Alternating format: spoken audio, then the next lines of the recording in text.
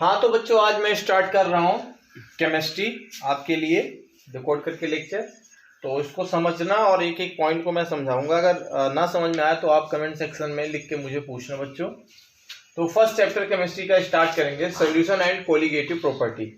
तो बच्चों सॉल्यूशन क्या होता है, कोलिगेटिव प्रॉपर्टी क्या होती है, तो आज हम जानेंगे।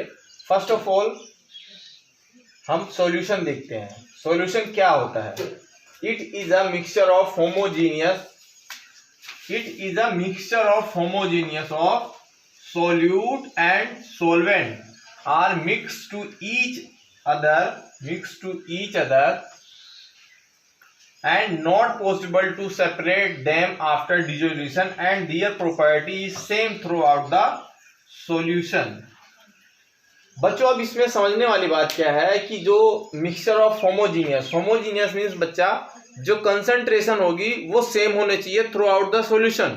इसका कहने का मीन ये हुआ कि जैसे आपने एक बाइनरी सॉल्यूशन बनाया तो ऐसा नहीं होना चाहिए कि आपने जैसे मान लो 1 लीटर पानी लिया तो 1 लीटर पानी, मान लो यहाँ 1 लीटर आपने एक सॉल्यूशन लिया, ये इसका ये सॉल्यूशन है आपके पास वाटर प्लस शुगर का, है ना बच्चों।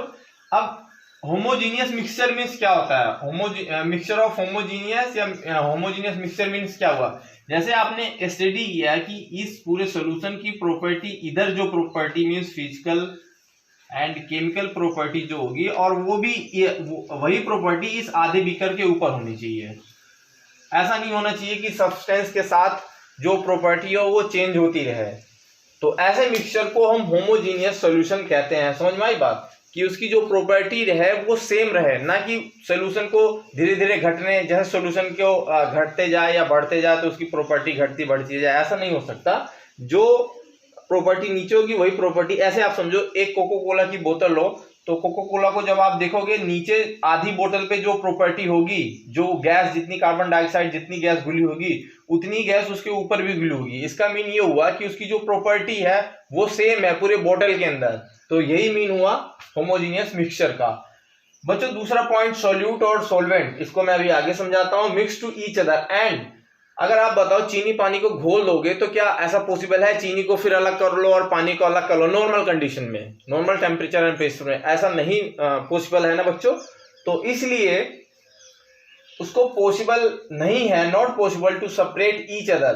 किसको? सोल्यूट एंड सोलवेंट को।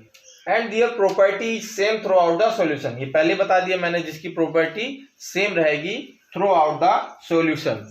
तो बच्चों नेक्स्ट टॉपिक जो है आपका सोल्यूट और सॉल्वेंट, इसके बारे में डिस्कस करेंगे हम। तो हम इसको रख कर देते हैं। जो नेक्स्ट टॉपिक मैं डिस्कस करूंगा आपसे, सोल्वेंट एंड सोल्यूट। बच्चों सोल्वेंट और सोल्यूट क्या होता है, मैं नॉर्मल लैंग्वेज में आपको बताता हूं। सोल्यूट और सोल्वेंट क्या होता है, सोल्यूट और सोल्वेंट क्या होता है। सोल्यूट और सोल्वेंट बच्चे क्या होता है, देखो जैसे सबसे पहले मैं देखता हूं सोल्वेंट।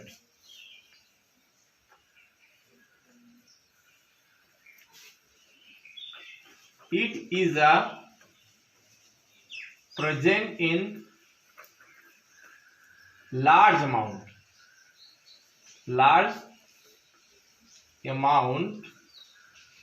इन सॉल्यूशन। बच्चों एक इसकी डिफिनेशन है कि it is a present large amount in solution, और दूसरा है कि substance that dissolve in solvent to produce homogeneous mixture. जो सब्सटेंस इसके वो जो सब्सटेंस होगा जो इसके अंदर घुलेगा, द सब्सटेंस, इसी की डिफिनेशन है, the substance that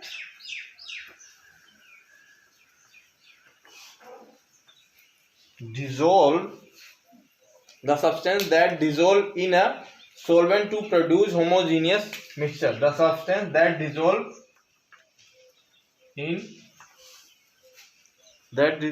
in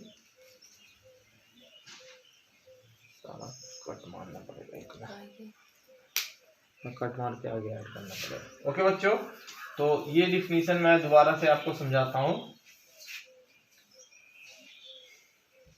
the substance that dissolve in solvent.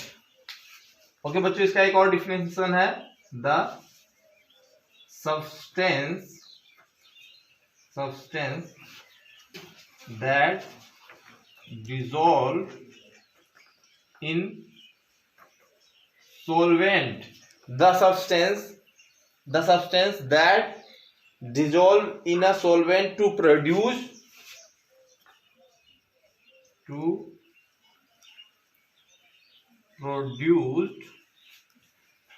homogeneous mixture।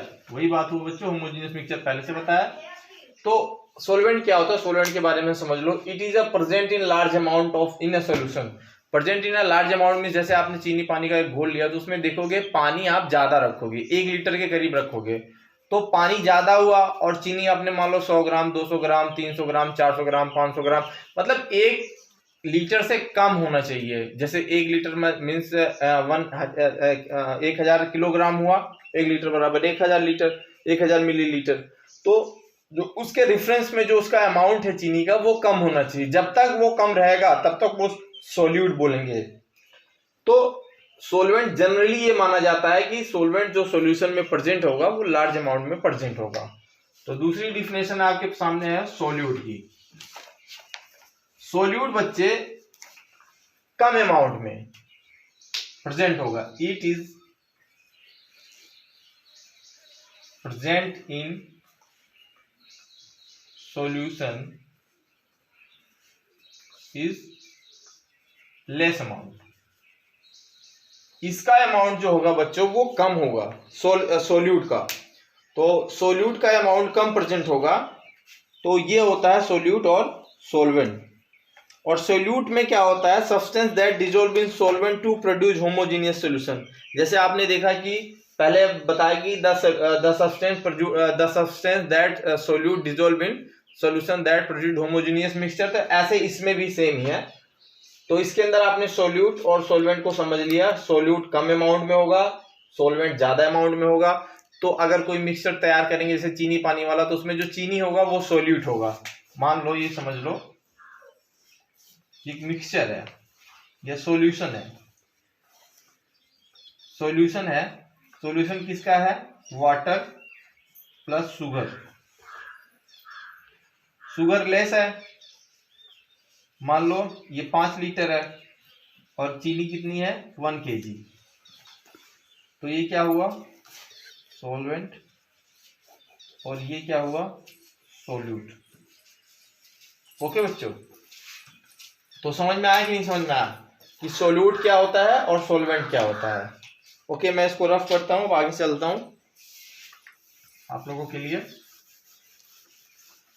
अब आगे बताता हूं strength of solution. Strength of solution means क्या बच्चों, नॉर्मल आप लोगों ने सुना है कि वीक एसिड क्या होता है, वीक सॉल्यूशन क्या होता है और स्ट्रॉन्ग सॉल्यूशन क्या होता है। वीक और स्ट्रॉन्ग का मींस क्या हुआ, इसको वीक